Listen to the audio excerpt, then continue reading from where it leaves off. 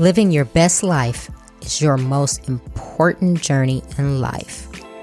That is a quote by Oprah Winfrey. Welcome to Trina Talk. This is the podcast where guests share their stories of pursuing their passions, living a fulfilled life, and empowering others. Each week, I talk with inspiring leaders, business owners, and people with amazing stories from around the world in unscripted conversations as they share their successes and failures. This podcast is all about empowering you to keep striving in your personal and professional life. And I am your host, Trina L. Martin. Hello, welcome to Trina Talk. This is episode 95. Before I get into this week's episode, for those of you who are looking to learn how to podcast or learn how to live stream, I am offering a special pricing offer on my technology assessment. This is 1 hour that you get with me. You get to ask me any questions that you may have about starting a podcast or how to do live streaming video. To take advantage of this limited time special pricing offer, go to tech.trinalmartin.com. The topic of this week's episode is Love Yourself and Others. My guest this week is Rob Arthur. Rob is a health coach living in Raleigh, North Carolina, who helps health-conscious fitness enthusiasts look, feel, and perform their best without stressing out over food and spending all their time in the gym. His approach places a heavy emphasis on mastering the basics, fine-tuning for individual needs, and cultivating a strong sense of worth. Hi, Rob. Welcome to Trina Talk. Hey, Trina. Thanks for having me. Thank you for being here. So I'm looking at your bio, and you are a health coach. Now, usually how I start the show is before we get into your expertise today, I'd like to know a little bit of your background journey on what made you decide to do the things that you're doing today. Okie dokie. I'd be glad to do that. I guess going way back, growing up, I was always a little bit overweight, or at some points fairly overweight. But I was an active kid and a pretty happy kid, pretty sociable. I got along well with people, at least I thought so. And all throughout college, very social and active and whatnot. And I never really paid too much attention to my health or my weight or anything like that. I mean, I lifted and I ran and I wrestled, but it was more because I enjoyed those activities more so than any kind of like physical outcome. You know, I enjoyed being on a team and whatnot. Then when I graduated from college, I had put on a little bit of a spare tire from partying a little bit too much and a little bit too much late night food during my final semesters. And so I moved out to Arizona in the middle of nowhere, and I was working full time for a mining company. And so coming from being a full-time student, I felt that I had a lot of extra time on my hands, and I decided that it was time to get my act together and start figuring out how to eat like an adult and be a little bit healthier, quote unquote. So I hopped on the internet and went down the rabbit hole and read a lot about different diets and whatnot, and what does and does not make us healthy, because to me, it wasn't so much necessarily about just shedding a few extra pounds. It was because I knew that whatever I did, I wanted to be sustainable for myself. I wanted it to be sustainable for the environment. And I wanted it to be something that made me not only look good, but also feel good. I wasn't looking for a quick fix. So I started off with, vegetarian diet, then tried various forms of veganism and raw veganism, and went down a rabbit hole for about 4 or 5 years of different dietary strategies and physical activities. I'd usually go pretty all in. Moderation is not exactly a strong point for me. So, whatever I was doing, I was freaking doing, and my friends would give me a hard time about that because they know that's just kind of how I operate. I don't exactly do things with any kind of restraint. So I did that for about 4 or 5 years, and at points it got to where it was pretty obsessive, to the detriment of my relationships and my social life. And there'd be times when I felt like I was doing everything right and following all the rules, quote unquote, all the rules, and going all in on these things. But I just, I wasn't happy and I wasn't pleased with myself. I was never happy with my body. I was never happy with my life. I had some pretty significant body image issues, and those are some things that I'm still battling with today, which is something that I'm not sure is that I'll ever get over, but it is what it is.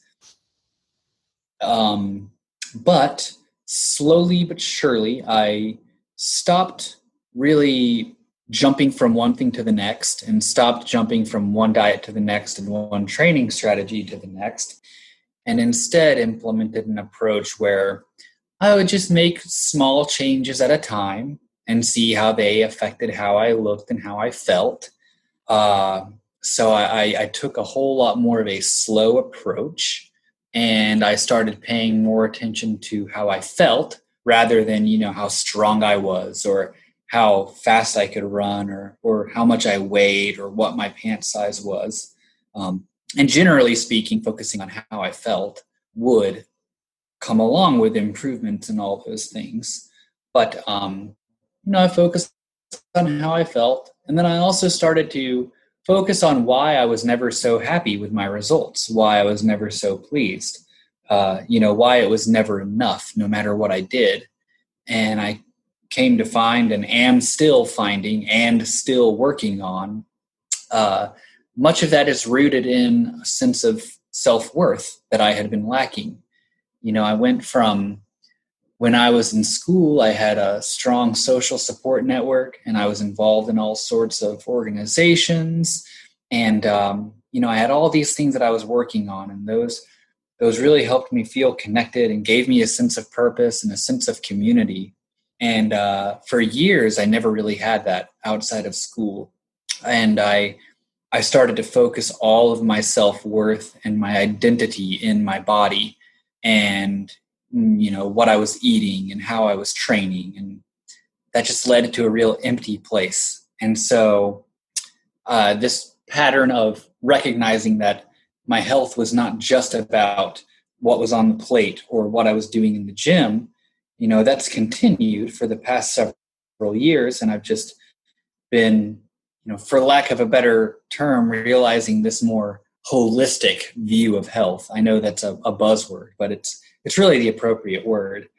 A more holistic view of health that takes into account all of these factors, and the self-worth being a really strong one, because I think that's one area where people either go overboard being obsessed with their physical health, but I also think that it's one thing that holds people back from taking action with their physical health and other areas of health too. I think a lack of sense of self-worth and self-value and self-love drives a lot of the problems that we all have in our lives. So that is ultimately what I seek to do through my health coaching, is through helping people not only learn what they might do to bridge the gap from where they are with their physical, mental, emotional, and spiritual health, but also how to actually do those things. And a lot of times that comes down to self-worth. That comes down to doing things because you already deserve it, and doing things because you already are worthy, instead of how many of us approach it, which is doing things because we think we will be worthy once we do those things. Did that all make sense? I kind of covered a lot there and bumped my gums for a while. No, it did make sense. And I was just listening, and it's funny because this is the first time I've heard someone put self worth and health, as far as physical health, in the same conversation. And it's something I've shared on the show many times, that I had low self worth, or I didn't know my self worth until probably about 10 years ago, where I did a lot of personal development on myself, and mental and emotional work. But now you're talking about health, which is very interesting to me. So, as you were going through this journey, and you were saying how you wanted something that's sustainable, most people, they jump on a scale and they go, oh, I need to lose 10 pounds, I need to lose 20 pounds, and that's their whole focus. They're not thinking about the health aspects. um how do you help people get out of that rat race, so to speak, of just stepping on a scale and worrying about what their clothing size is? Well, that's a real toughie. It's a real toughie. It's one thing that makes it tough is that the scale, and particularly clothing size, they can be very useful metrics. So I'm usually a little hesitant to completely disregard both of those. Uh, I would say clothing size is much more useful because the scale can reflect so many different things. But I guess that's kind of a side note. I I tend to encourage focusing on all the other outcomes of what happens when we start eating food that we're meant to eat, that works for us individually, and moving and managing stress and all that stuff. I like to focus on a lot of the other outcomes, like how are you sleeping? How's your energy? How's your mood? How's your appetite? All of these, how's your digestion, bloating or gas or Mm-hmm. digestive distress, all of these other things other than the scale. The scale is really just, it's your gravitational pull to the earth. And so many factors can play into that. And there are just so many things in life more worthy of our attention than that. So I like to ask about, how do you feel? How are you moving? Um, are your clothes fitting better? Do you have more mental clarity? All of that kind of stuff. That's where I like to focus. And same thing in the gym. Like a lot of folks see physical activity as just a way to burn calories, but really it is so much more than that. It's being able to move well into a ripe old age to do the things that you love doing without pain or injury or your body holding you back. So it's I like to focus on things other than the scale. And often, instead of just saying, oh, don't look at the scale, encouraging looking at something else helps replace looking at the scale. Because when you run from something, you have to run toward something else. So by encouraging looking towards something else, then that can kind of push the scale to the side. Mm-hmm. So And that makes great sense, because I try to do that as well with myself. I'll weigh myself to make sure I'm staying within, my high and low. But as you said, clothing is usually a good indicator for me. So if something's starting to fit a little tight, I'm like, okay, need to lay off of whatever I'm doing. So how do you discern from all the information you're gathering what a person should be doing as far as eating for health? So I was speaking to someone a few weeks ago, and they were saying their wife has started this new thing of nothing but meat. And they actually said that this has been the best for their wife than anything she ever tried. And I was like, wow, that's interesting. But we're all different, right? So like you said, you go into, are you bloated? How are you feeling?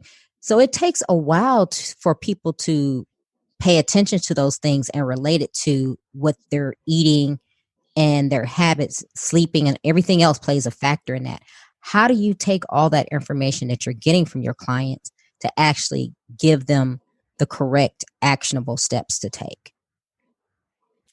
Well, it really comes down to starting with the basics. When we look at all these different dietary strategies, when we look at take two opposite ends of the spectrum, for example, when we look at veganism, which is absolutely no animal products, versus a zero carb carnivore approach, which is nothing but animal products. When we look at those two extremes and everything in between, one pattern that we see with the most successful dietary strategies is sticking to minimally processed, nutrient-dense foods.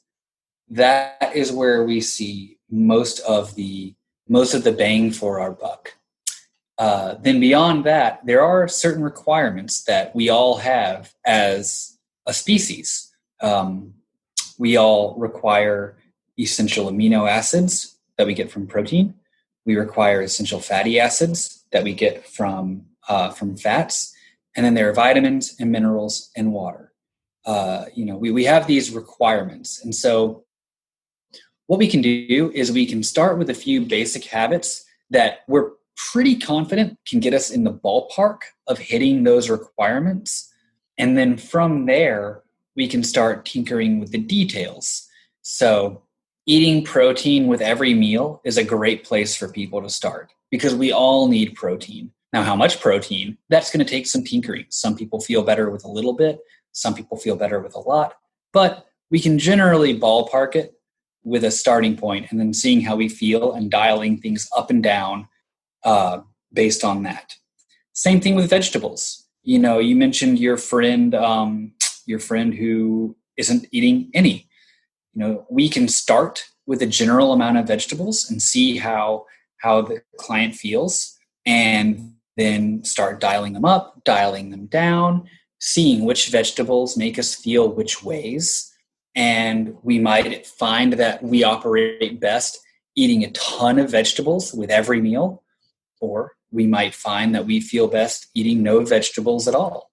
And, all along the way, there are other things we can look at. Preferably, we'd be working with a physician also who's knowledgeable about this kind of thing and can make sure that blood work looks okay and that we're not developing any deficiencies or anything like that. That's where a lot of the individualization comes in. But generally speaking, there are some starting point habits that we start with, and then we move forward from there.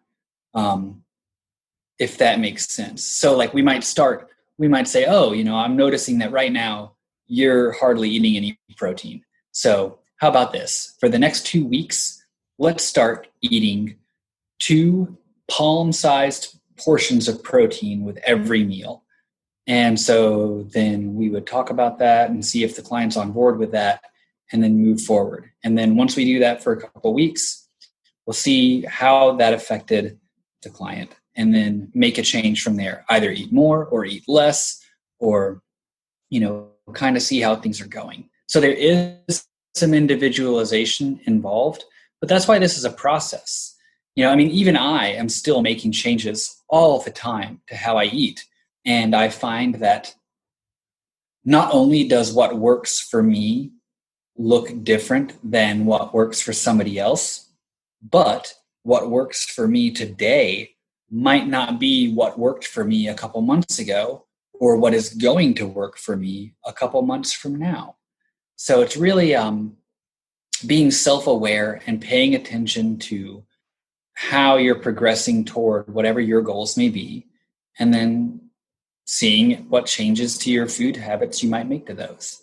Yeah. Did that make sense? I covered a lot there too. No, that makes sense. And I like what you're saying because, especially with females, I see a lot of females saying, oh, I'm going to go on this diet or that diet, or I'm going to do keto, or I'm going to do this, that, and the other because that's what's out there. And I'm going, and I've thought that myself. I'm like, well, if you just kind of think about yourself and what works for you, it probably would be better than you spending whatever amount of money to get into some program on a certain system. Now, some people it works well for, but I think not many people take that personalized approach. I think they're going for whatever the common thing is at the moment because they're trying to gain results quickly. Would you agree with that?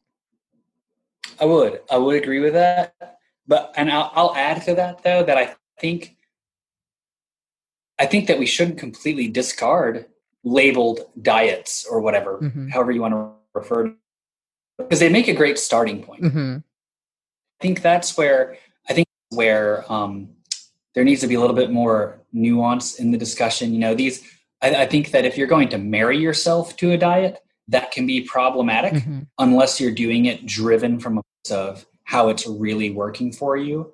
But I also am not sure that we should discourage it because some people discourage any kind of quote unquote diet. They like to take an everything in moderation approach, Mm-hmm. and that just isn't for us as a society. Right. To be, I mean, we're really freaking sick and we're really out of shape, and so I don't think it's that out of the question to suggest that maybe starting with some guidelines and some boundaries is a good place to start for a lot of people. Mm-hmm. And from there, where you say, okay, I've been doing this for a few weeks.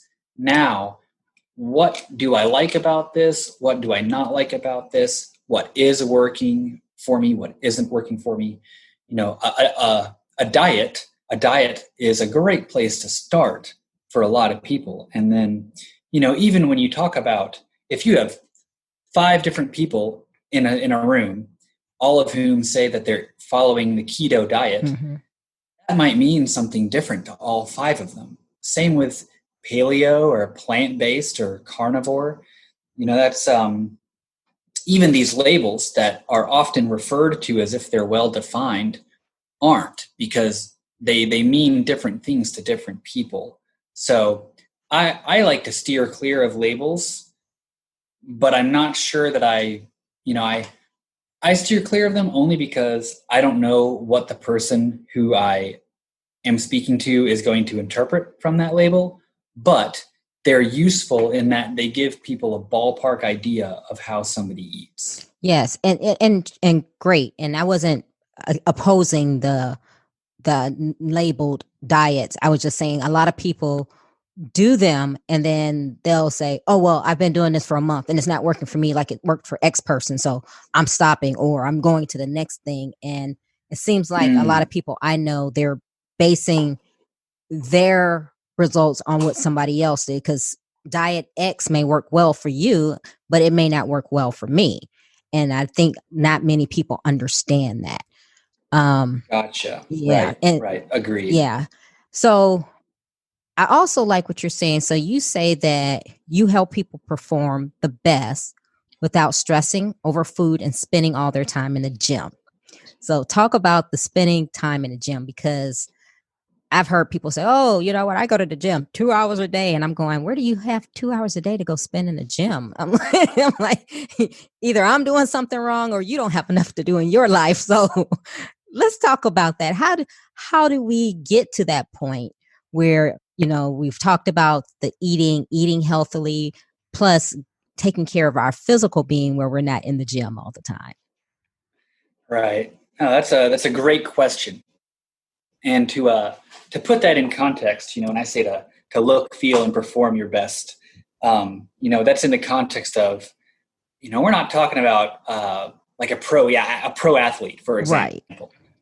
You know, somebody who wants to perform at an elite level or wants to compete in a specific sport is probably going to have to spend a little bit more time Exactly. training for a specific goal. But if you're just a regular person who wants to look and feel good and move well and just be a healthy individual with some strength, some definition, some flexibility, maintain being injury free for a while, you know, for the life, if that bang out of your buck. So I think we mentioned earlier how a lot of times people think that they go to the gym solely to burn calories. And if that's your goal and you're going into the gym and you're just hopping on a treadmill and trying to dial that calorie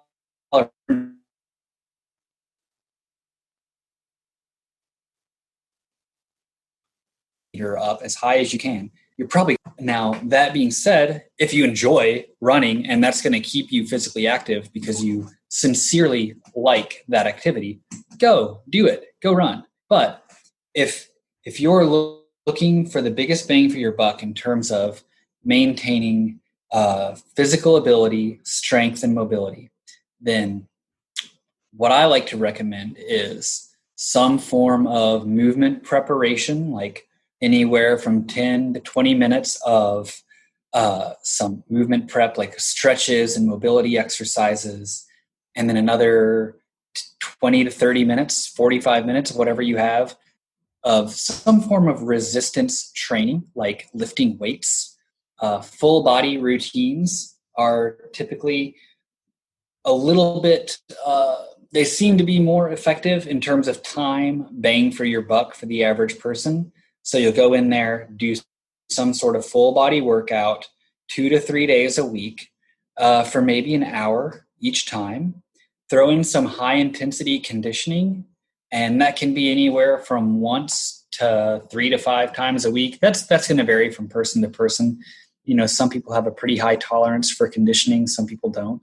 But like I like kettlebell swings. I like getting on a resistance bike called an Airdyne. I like that a lot.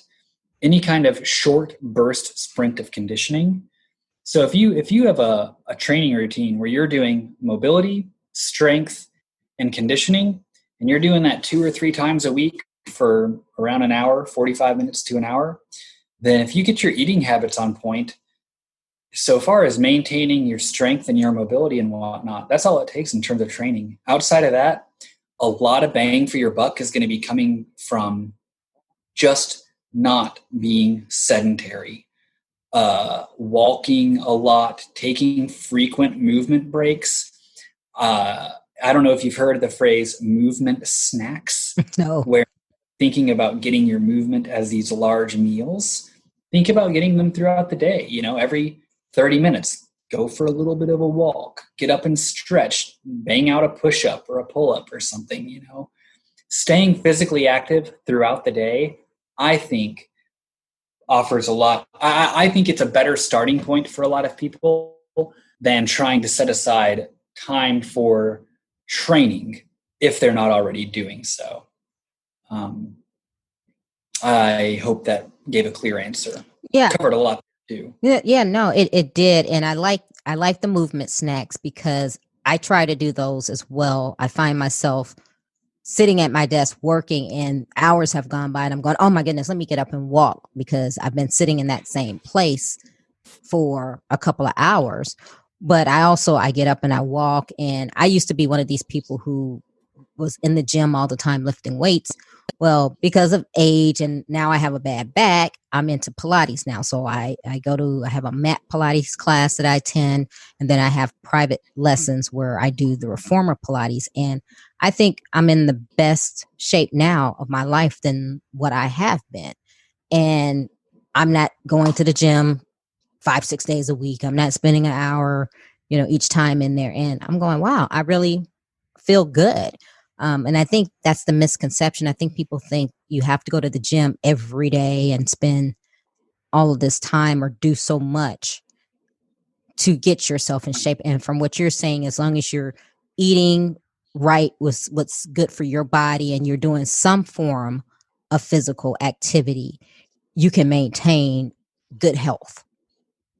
Oh, totally, totally. And you know, when I say, you know, I threw out the example of strength training or resistance training. You know, a lot of times, depending on what you're doing, stuff like Pilates, yoga, calisthenics, that totally counts as resistance training. You know, that's really good stuff. And finding something that you enjoy is so critical. Like Pilates classes, you're not only in there getting a good workout, but you're also with other people, you're interacting. And that's something else that I think would add value to the conversation. It's that if we talk just about physical activity, that is just one piece of the pie when it comes to what it takes for us to look and feel our best. There are all those other factors. We've already talked about food, but also stress management, having nurturing relationships that are meaningful, being a part of a community, getting sunlight, getting good sleep, having a sense of purpose. When you start looking at all of these things that contribute to keeping us healthy and happy, exercise is just one of those things. And the more of those other things that we start taking care of, the less exercise really matters. And unfortunately, we tend to be gravitated towards focusing on exercise at the expense of all those other things. And so that can be counterproductive. Like you, I used to spend every single day exercising. And I used to do it for over an hour every day. I'd go to the gym and just try to blast myself. And just wasn't a way to live. And for me, at least. Some people love that. And some people that's a great fit for, because they genuinely enjoy being in the gym every day. But if that's not you, you've got better options, Yes, yes. And so when you are coaching your clients, and we talked about the gym and the eating, but focus in on stress and sleep, because I think a lot of us in those areas are not doing very well, and they're very important parts of your health. Mm-hmm. Well, stress is a little bit of a toughie, because we look at it as trying to minimize the sources of stress in our life. And often we can't really do that, especially if it's like our job or our family or our partner.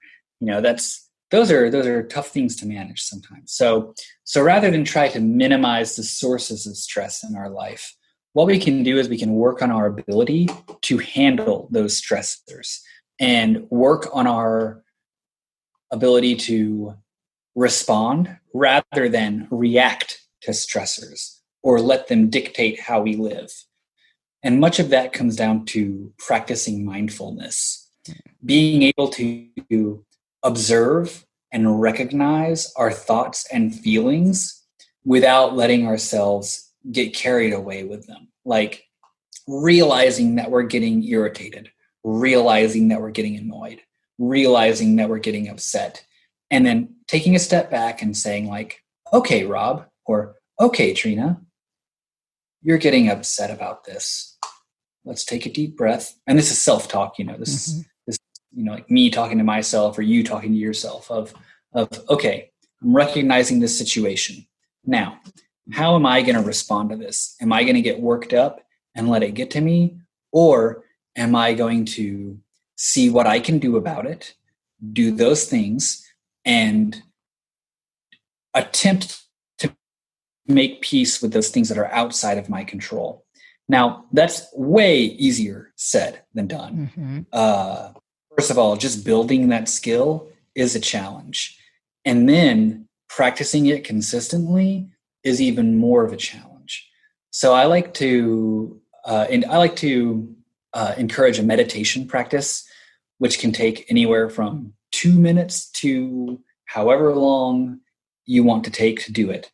And sitting distraction-free with nothing but your breath and your thoughts and your feelings, and practicing letting your thoughts come in, letting your feelings come up, and acknowledging them and letting them go and sitting with them. And that can be very uncomfortable for a lot of us, without trying to distract ourselves, especially from unpleasant thoughts and feelings. We're so used to grabbing our phone or turning on the TV or doing this or doing that anytime we start to feel bored or anytime that we start to feel uncomfortable.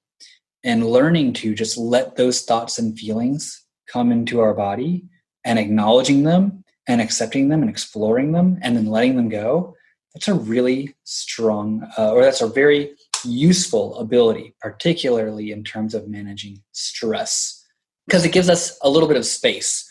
When something happens that starts to stress us out, we've already practiced this ability of recognizing that we're getting stressed and then giving ourselves a little bit of a pause before responding to that stress. This also helps with not putting your foot in your mouth so much, I've learned, in terms of not saying stupid things. Still do it, but a little bit less frequently than I used to. And then sleep. Sleep is also a toughie. We tend to think of sleep as wasted time, and we tend to see it as doing nothing, when in reality, that's when so much happens. All the things that we do to take care of our health, the eating, the training, the stress management, the getting the sunlight, spending time with friends and family, and doing things we love. Those are like the putting the ingredients into the dish, and then the sleep is like when the dish actually cooks. It's like when our body processes all the inputs that we've given it and then restores and prepares for the next day when we give it more inputs. So a lot goes on when we sleep. The problem is, in order for us to get more sleep, we have to get less of something else. And that's a challenge for a lot of people. So what we can do is, if we want to try to get more sleep, we can just schedule it. Give ourselves a hard sleep time, like a kind of like setting an alarm to wake up, but setting one to go to bed. So giving us a hard set bedtime.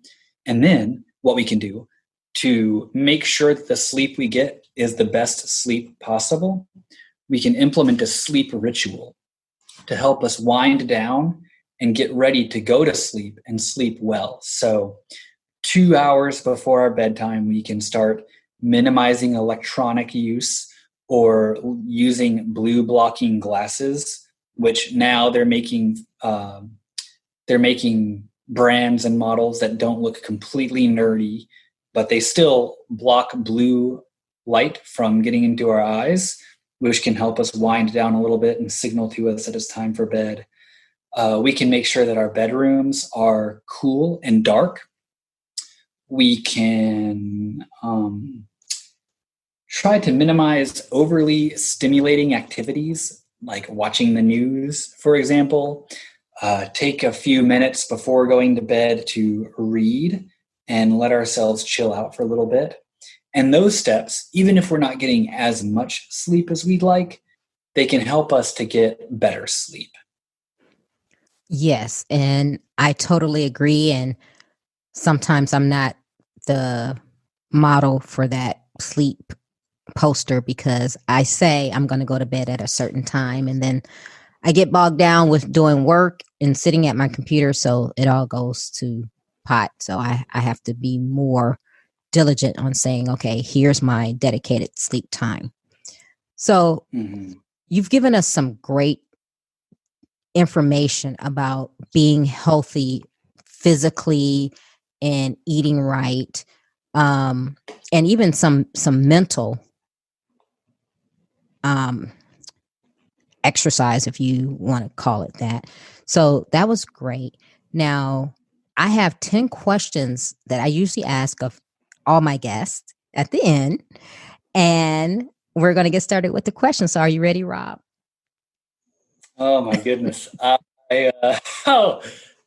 Yes, I did not know this, and I'll give this a shot. Let's do it. Let's go. Have no fear. They're harmless. So question 1, who or what motivates you? Oh my gosh. Oh, that's a toughie. Who or what motivates me? This is going to sound kind of morbid, but I assure you it's not. When I am on my deathbed and I'm moving on to whatever comes after this part of my existence, whether that's nothing at all or whether that's a complete do-over in another body or whatever comes next, I know that when I'm on my deathbed transitioning, I want to feel as though I live this life in a way such that I do not have regrets, and in a way that I feel as though I left this is such a cliche answer. I didn't think this through, but it's going to come out of my mouth and I'm going to sound so cheesy, but I do want to feel like I left a positive mark. There's so much negativity. And this is something that I've noticed lately, especially over the past several years, is there's so much negativity and there's so much lack of love for oneself and for other people. And that's part of what drives my message of self-love, is that we can't love others until we love ourselves. So what motivates me is, first of all, I don't want to feel regret when I'm transitioning to whatever's next. And I also just really want people to love themselves and expect more for themselves and have the self-forgiveness and the courage to go and do those things and make their lives better and love and live a life of love. That's what's driving me right now. On those days when I don't want to get up and write, or when I don't want to get up and work with somebody, I just think to myself about, how can I help somebody just love themselves a little bit more today? That's it. Just take a little bit of the pressure off themselves, work a little bit harder to make their life better. So that's my answer to that. Okay, great. What demotivates you? Man, like what makes me not want to do the thing? Or whatever. Gosh, what demotivates me? I'll tell you what, perfectionism gets in the way, and that's a lot of times rooted in fear. Fear of judgment from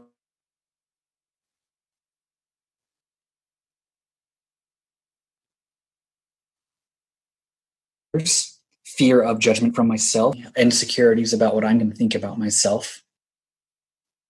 I'd say that a lot of times drives it, or not feeling like I'm making a difference. That also does it.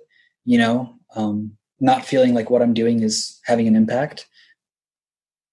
Okay. When was a time that something was said or done to hurt you, but it worked for your good? God, that's a toughie. These are some good questions, man. Something that was said or done to hurt me, but it ended up being for my good.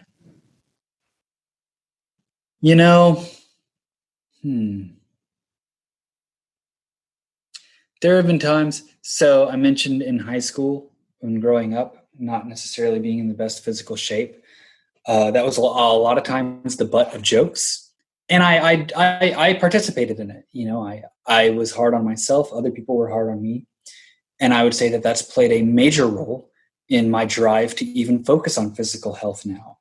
And at times I might still do it from a place of not feeling like I'm good enough. That absolutely still happens. But since I recognize that in turn is what drives me pushing the message of being enough. It's like seeing these things, and this is not only things that other people have said to me, but things that I say to myself. I'll admit I can be really hard on myself in my head, and even verbally when no one else is around. I will say some horrible. A lot of times it's half joking, and I'll kind of giggle while I say it. But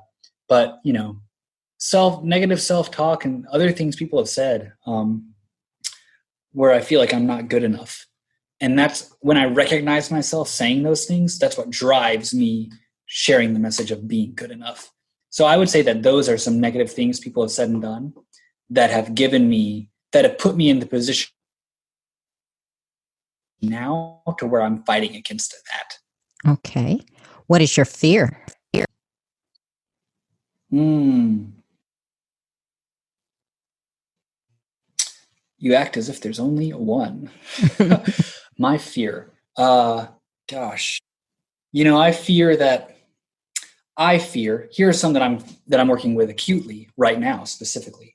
I often fear that I am going to pour all of my time and energy into spreading this message and learning about this message and this mission that I've shared with you throughout this entire podcast episode. And that at the end of my life, I'm going to look back and wish that I'd spent my time doing something else. Just like I said, I don't want to feel regret when I am on my deathbed, moving to the next phase of whatever's next. I would say regret is a huge, huge fear. That's probably the biggest one that I have, is I don't want to look back and say, damn, I wasted all that time. There's always that potential. And so what you do is or what I do is I just accept that that's a possibility, and that I'm doing the best that I can, and that there's always going to, there's nothing that I could do that could guarantee freedom from regret, except what I can accept, forgiving myself and saying, hey man, you did the best that you could, and you lived your life doing the best that you could. Could you have done better? Sure. But that's hindsight. So my fear of regret is balanced with a constant striving to understand that I will never get it perfect, and that there's always going to be something that I could have done better, and just letting that go, calling it enough. Absolutely. Is there a time when you wish you had done something that you didn't? In the short term, yes. Countless times, to I can't even really think of a good example to give because there's just so many. But ultimately, they've all put me where I am today, and I wouldn't trade where I am today for the world, because you never know what the alternative is. You never know, if there was a time when I was disappointed that something didn't go how I wished it had, I don't know what downstream effects that would have had in that other life. I don't know if, I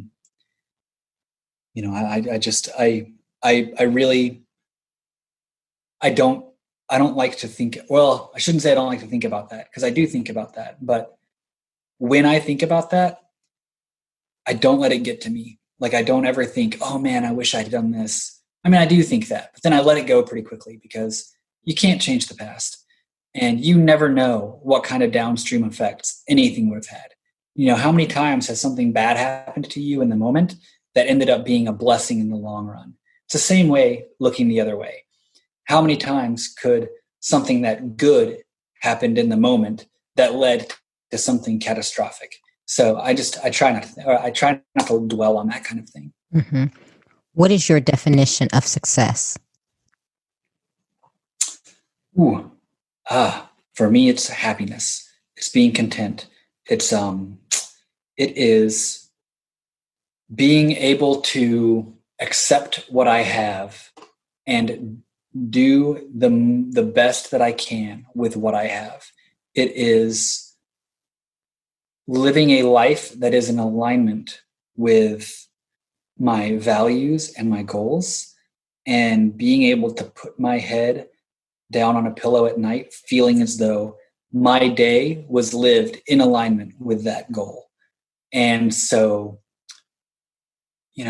for me personally, that is what I shared earlier, trying to spread a message of self-love and self-worth, and working to forgive myself, and a lot of things that I journal at night about what I could have done better, or good things that happened in the day. I use this thing called a 5-minute journal, and it prompts you to write certain things. Some of those things are, 3 awesome things that happened today, and something that I could have done better today. And most of the time when I write on those, it has to do with either not showing or giving or receiving love freely, or it has to do with not living intentionally in the moment, not living with presence, and not being grateful or being grateful. So to me, success is really just being content, being happy, being satisfied. Okay. How do you recharge? As an introvert, I do like time to myself. That's where I recharge. I love being around people. I love interacting with people, and I love spending time with people. But to recharge, I really like to go for long walks by myself, listen to podcasts. I like to turn on the PlayStation and mess around with that for a while. I like to watch YouTube lectures. I really like to go home and just kind of recharge on my own.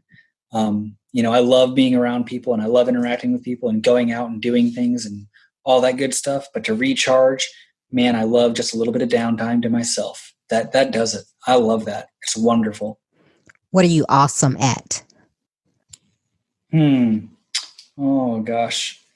I am awesome at geez Louise. That's a toughie. God. I don't even know. What am I awesome at? I think I'm a pretty self-aware person.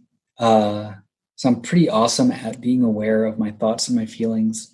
And I also think I like to think I'm pretty perceptive to how others think and feel. And I like to think that I am good at communicating and expressing my thoughts and receiving thoughts and clarifying thoughts. I think I'm a pretty good communicator. I hope so. I mean, there might be people listening to this podcast thinking, this guy's full of crap. He's a terrible communicator. But I like to think that I'm pretty good at communication. Okay. What legacy do you want to leave? Man, it's just been a recurring theme. Just to love. I want to be remembered as helping people to love themselves and love others. That's. I'm not sure I can think of a better legacy than that. To stop getting all worked up over all the minutia and all of our differences and all of the petty things that we tend to get so worked up over, and to realize that we have the potential to impact our own lives and other people's lives just by simply being cool to one another, just showing love to each other. Like, that's it. Start with yourself and then let it branch out. I would love to have that legacy left. That was good. Give the listeners one motivational takeaway. That kind of was it, but if you have another one. Well, stop beating yourself up. Stop expecting yourself to be perfect, and recognize that you will never be perfect. You will always, always, always make mistakes. You'll say and do stupid things that you'll wish you hadn't. And you'll do it knowing it at the time. And just don't beat yourself up for it. Pick yourself up and try to do better. You'll stumble. You'll keep taking steps backward, but keep taking steps forward too. That is it. Everybody here is struggling. We're all struggling. We all have our issues. Just put in the work. You are worth it right now. Don't do it because you think you're going to be worthy. Do it because you already are. Take the pressure off yourself. Do the best you can. Keep pushing forward. Where can the listeners connect with you? They can most easily, they'd probably find me. I'm on Facebook, Rob Arthur. They can look at me there. I've got a website, coachroba.com. If they go there and click on a button called Start Here, they can download a guide called Eat Like You Love Yourself. It covers a whole lot of what we talked about already in terms of, starting with the basics, making one change at a time. It also provides clear suggestions for habits to develop, like eating protein with every meal, how much protein, what to eat, how much vegetables, stuff like that. It's got the tactical and the strategic stuff in it. It's a really good guide. It's the bomb. CoachRobA.com. Start here. If they go there. I'm also on Instagram and TikTok at the Rob Arthur. That's TheRobarthur.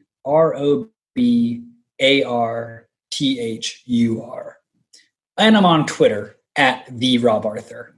That's where they can find me.